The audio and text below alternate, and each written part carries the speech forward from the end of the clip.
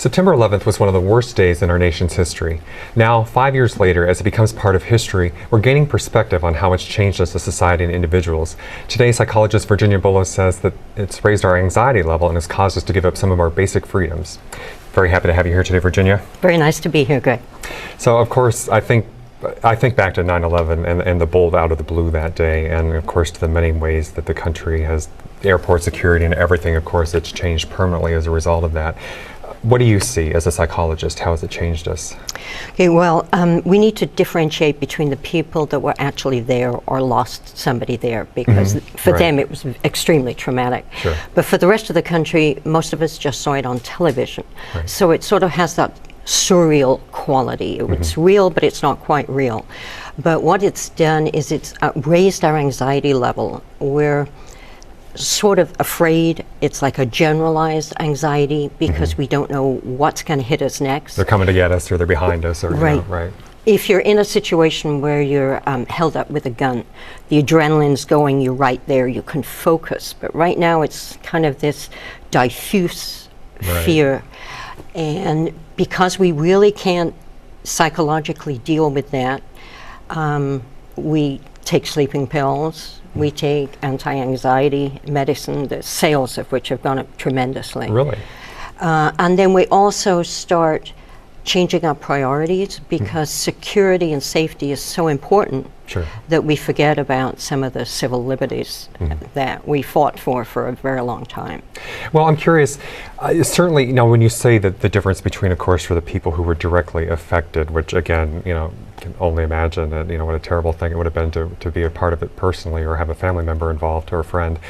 But it was one of those events that really affected the nation as a whole in a way that, you know, very few things really do. You know, that even if you weren't in New York, you were still standing around with your jaw open thinking, you know, what? I walked in the office that day and I said, you know, what in the hell is going on? Exactly. You know, so how do you see that in your practice though, for instance? You know, has it really filtered down to everyday life, or even in, I don't know, personal situations? You know, has it affected people at that level where? I think people feel much more vulnerable than they did before.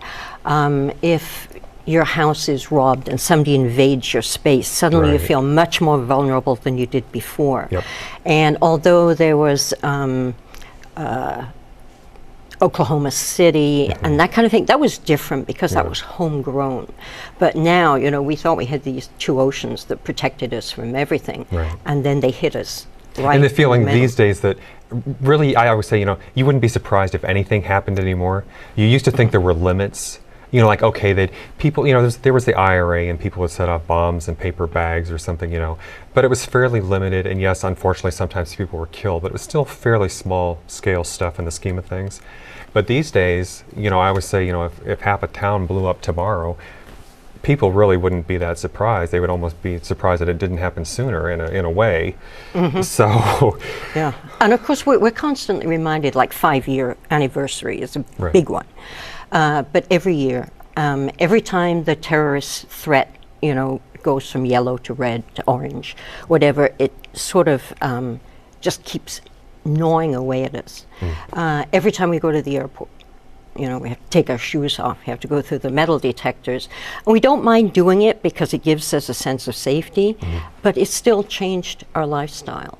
And well, it's interesting to hear you say that as a psychologist, because certainly people feel very strongly about this, and there are divided political views about, you know, what is the appropriate response and whether the government's gone too far and all of that. But so it's interesting to hear you, you know, presumably more from the psychologist's point of view instead of just a political point of view, saying, you know, oh, it's the Democrats and Republicans doing this or that. But you just feel that at an emotional level that these things have affected us. I think our emotions are often played politically by both sides. But I think when you look back at the terrorist attack, yes, they wanted to kill people, but that wasn't the main thing. The main thing was to create that sense of fear. And what if I think they quoted bin Laden at the time as saying something like, America was quaking from north to south, east to west, or, you know, or anyway, you know, the whole, you know. Right, and I mean, if you put it in perspective, 3,000 lives were 3,000 lives too many to lose. But 41,000 people were killed the same year in auto accidents. So it's not that we're more threatened by the terrorists who are going to strike very seldom versus going outside our house and getting in our car, the chances are a lot more likely. Well, even the war, killed. and without getting into the politics of that, but when you look at, again, in one human life lost unjustifiably, and I'm not so much speaking of the war, but certainly a terrorist attack or whatever. I mean, that is too much. But yet, again, when you look at car accidents and heart disease, really people should be upset about the fact that 2/3 of Americans are overweight, and it's killing like hundreds of thousands of Americans a year. But we don't worry about that. We worry about, they're coming to get us. Right. We worry about something that we really can't do anything about. And that's what the terrorists wanted. They wanted us to take all that money that could have been spent on productive things, and we put it into security, which is really non-productive. I mean, the sale of guns after 9/11 went through the roof. Home surveillance alarm systems went crazy, like somehow it's going to catch the terrorists coming through our front window. We're not really very logical about it. We just react to the emotion of fear and But anxiety. you said certain prescription drugs went up as well, the sales? Oh, yes. Xanax, Valium, your standard anti-anxiety. If you watch television commercials, it seems like drugs are every other commercial. We're not sleeping and we're anxious. No. So we take drugs. And so you attribute a lot of that to 9/11?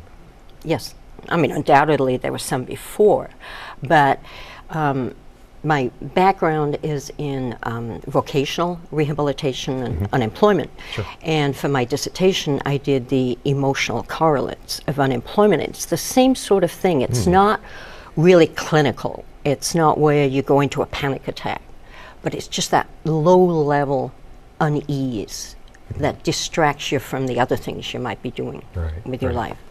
Has it even affected things like maybe, I don't know, the divorce rate or something like that, or, personal? For instance, you say when people buy guns, maybe as a part of that, does that mean people don't take any crap anymore, and so, they're more, I don't know, confrontational at home or something, things like that? I mean, is any of that a part of it? I think they're more, I would say, fearful, you could say paranoid. Because one's never quite sure what's around the corner. It might be the person sitting next to you on the plane. It might be the two guys speaking Arabic in the elevator. There's just like this constant awareness that we're not safe. So what do you do about that? What's the logical or the correct response from your point of view? Well, it's easy to say, it's harder to do. But I would say the right response is, remember, if the whole universe comes crashing down, it can only kill you once. And you can't spend the one life you're given being afraid of it happening. If it's going to happen, it's going to happen. In the meantime, we need to focus on problems we can do something about. Okay, instead of just being in a general state of panic or... Yes. Have you worked at all, well, you say that you've done with, I think, employment, workplace. Have you seen anything in the workplace as a result of 9/11? Any kind of indirect effects? There's a lot more security. I work for a large corporation. And for example, my real first name is not Virginia, it's Carolyn. I just never use it. But after 9/11, I had to use it. And there were all sorts of other things put in. Now I can't send emails from work to home because they're intercepted because of security. Now, I really don't think the terrorists were trying to break into health insurance information, but it sort of had that reaction all the way through, that ripple effect. Well, thank you very much for being here today. I sure appreciate it. We'll be right back right after this.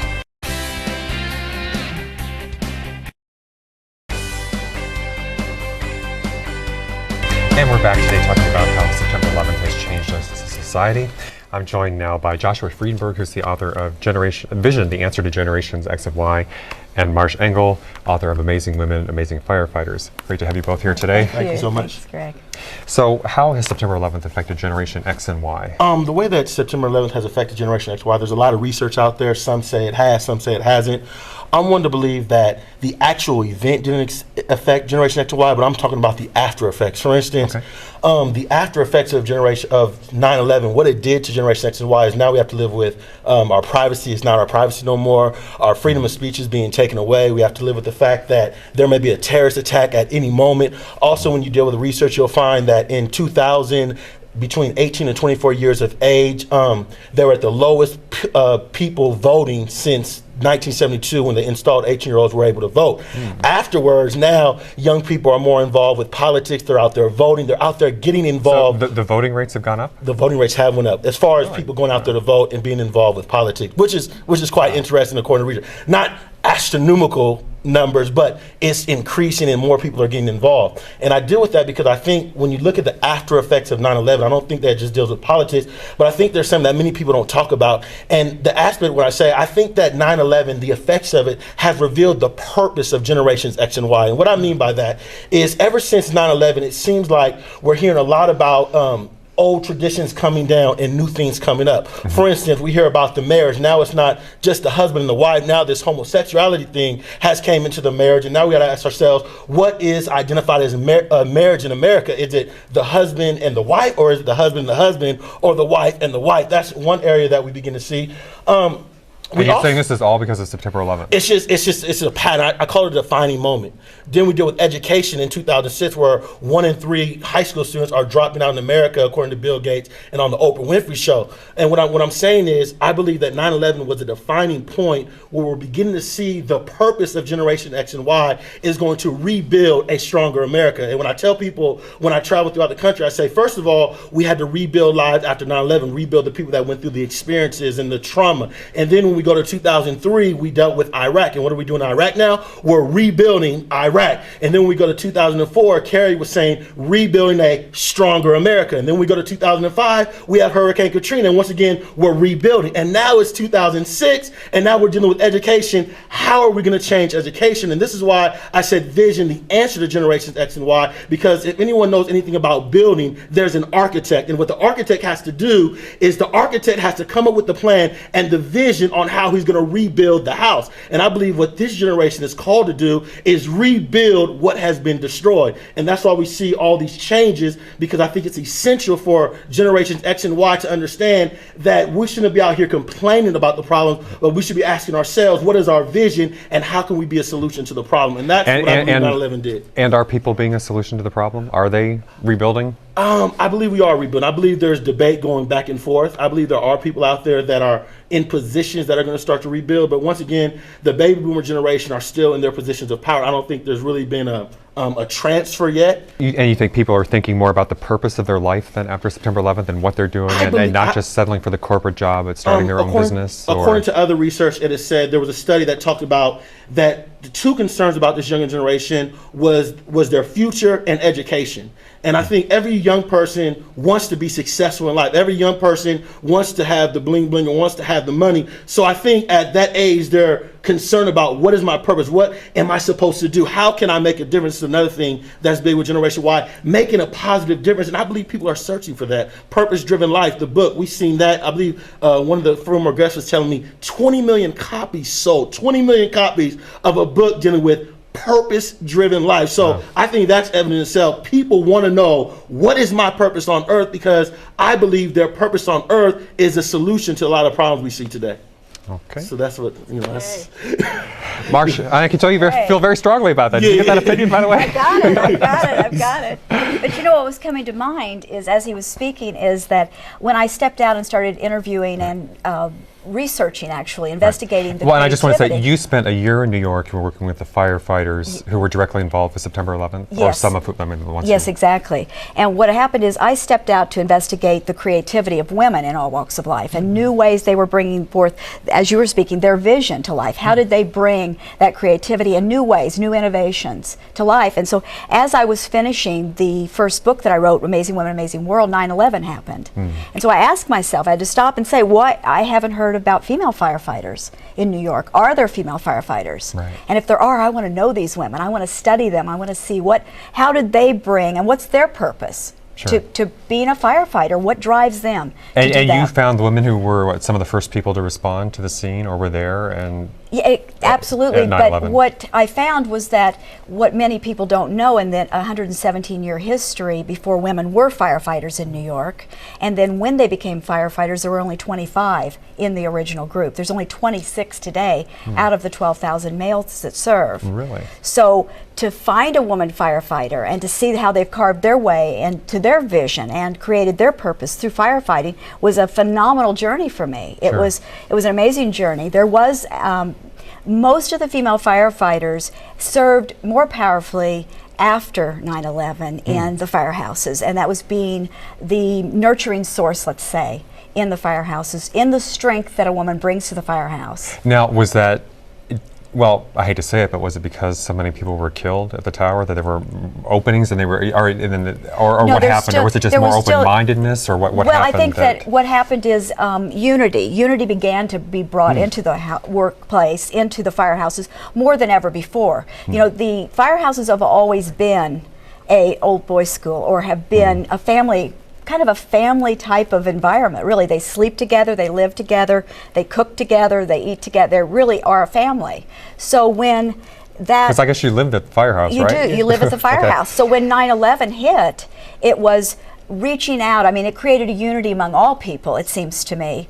We reached out a little more for that comfort of somebody that was near to us, that we felt comfortable with, we felt safe with. So I think that through the what I witnessed in working with the firefighters is they were a real strength. The female firefighters became a real strength, or their strength was called upon more than ever before. But they, as a whole, had brought unity to their group as female firefighters, and then they integrated that unity, that sense of unity, into the workplace, into the firehouses, to where they brought that stability really into place. I want to say something, follow up on what you were saying. And I think this is one of the things we have to understand. And once again, when tragedy hits, some of the greatest leaders come out of tragedy. And this is one of the things I think a lot of people need to understand. When tragedy hits or problems come, that is one of the greatest moments where the greatest inventions and the greatest ideas must come forth. I often tell people all the time, if the boxer does not get in the ring and go through the struggle and the battle, how can he be a champion? And a lot of times, you can't be a champion until you go through a battle. Right, and it's exactly it. You know, what's coming to mind is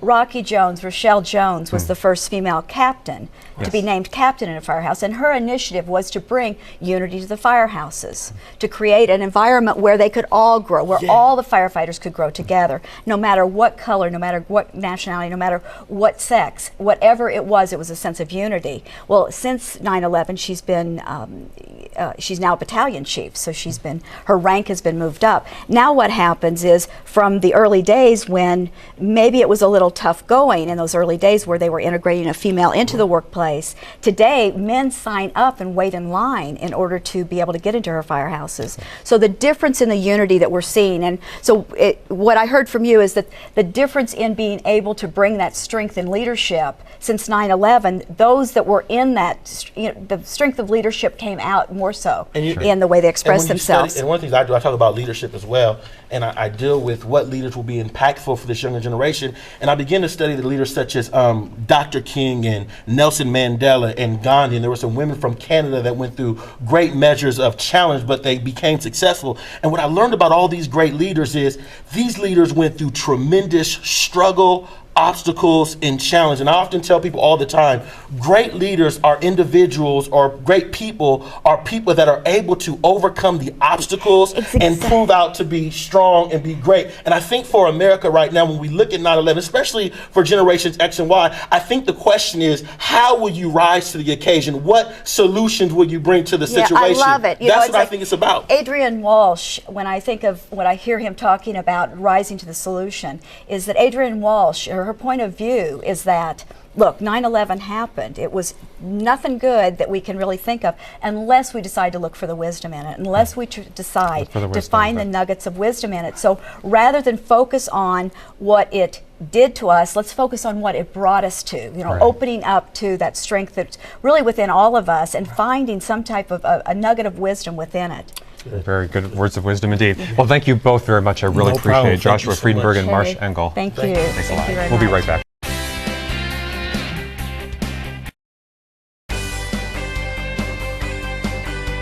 And we're back talking today about how September 11th changed America.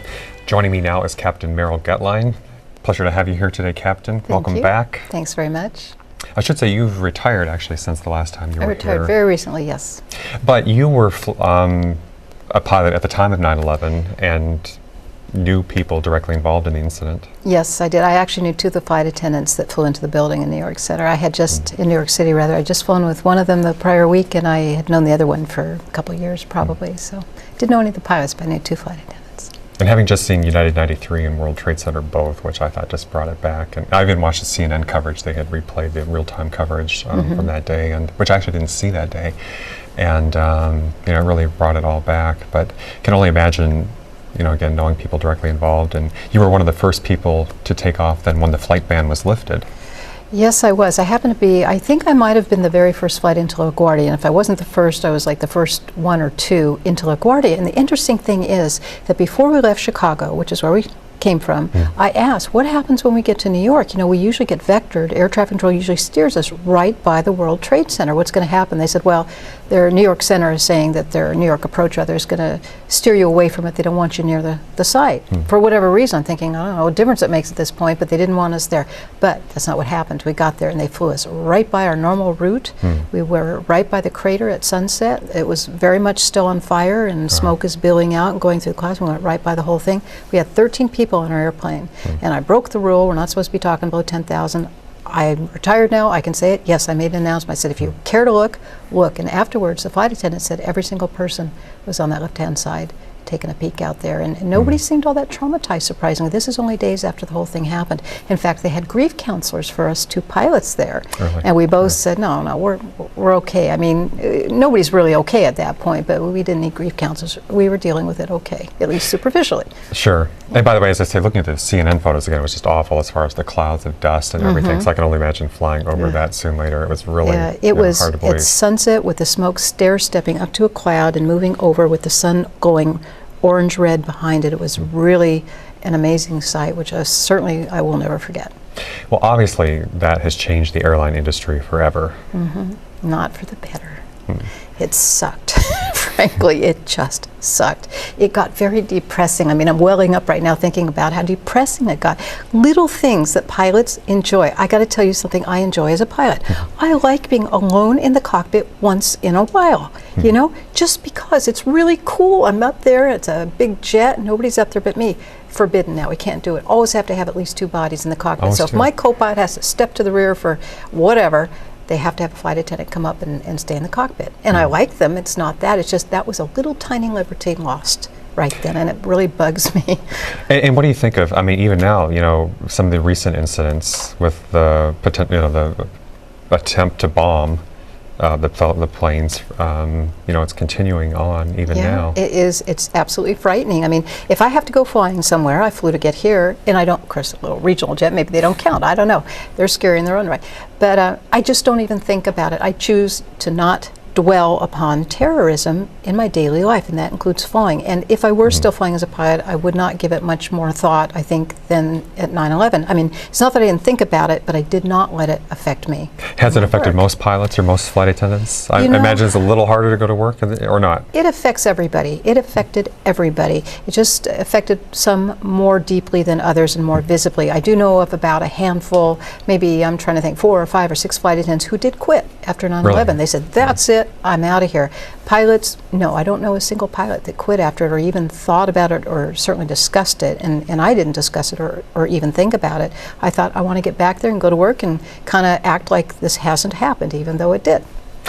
I'm just curious what you think about some of the conspiracy theories that have come up since then. In fact, actually, I want to do a whole show about this sometime, just because there's just been more and more coming out about this. But since you knew people who were directly on those flights, what is your reaction to some of the more common theories that are being floated around, which you've probably heard, and if you haven't, I can... Yes. No, I have seen them. I've seen there wasn't really an airplane that flew into the Pentagon, and there wasn't this, and I'm a very materialistic, that's the wrong word, I need physical evidence for something. What I saw was airplanes hitting buildings, and Well, the CNN coverage, you see the plane fly. So I don't know what the explanation is. And the other point that people have raised is, okay, if those planes didn't fly into the buildings, and I hate to say this, but what happened to those people that you knew who were on that plane? Yeah, no, to answer your question very simply, I do not buy this conspiracy theory. I mean, there's an airplane engine smoking lying on the streets of New York City. I saw the footage. It's good enough for me that I saw the planes hit the buildings. I think that's exactly what happened. I don't think there was a conspiracy. A lot of people will think, well, I'm naive, but that's just, I'm a pilot. I need it right in front of me to see. It's like people saying there wasn't a moon landing. I saw it. I'm happy. Right. There was a Holocaust. People have said, the Holocaust didn't happen. And I'm the type that says, flat. I saw what I saw. I saw the planes hit the buildings. Good enough for me. Do you think, does anybody in the airline industry buy into the conspiracy theories? You know what? I don't know a single pilot that buys into that. I've had this discussion with maybe, I don't know, maybe a dozen pilots or so, and I don't know anybody that buys into it. I get stuff on it all the time. People send me email clippings and all the conspiracy stuff all the time. I've read it. I just don't buy it. I just can't. If I found out if someday it was true, I would accept it, but at this point I don't see the proof for it. So, but you're still out there flying now, right? In fact, you flew here. Well, you didn't fly. You were flown here today. I was flown as a passenger, and I got demoted from pilot to passenger. Yes. So no, I'm retired Sit now. back and let somebody else do the drive, Yeah. right?